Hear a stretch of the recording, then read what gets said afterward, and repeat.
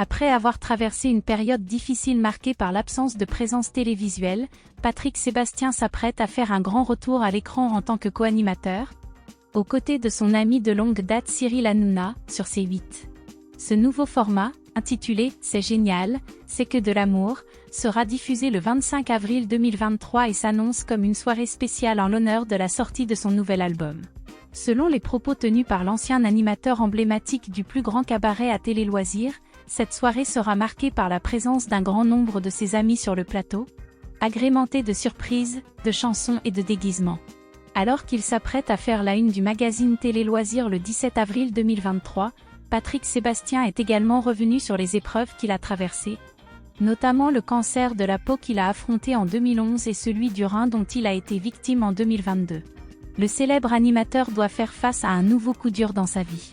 Après avoir appris son cancer comme une onde de choc dévastatrice, il a récemment déclaré que sa santé s'était nettement améliorée.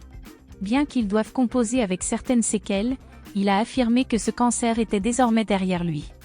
Lorsqu'il s'est exprimé sur le sujet, il a témoigné d'un grand courage, expliquant qu'il avait été contraint de subir une intervention chirurgicale impliquant une ouverture de 30 cm.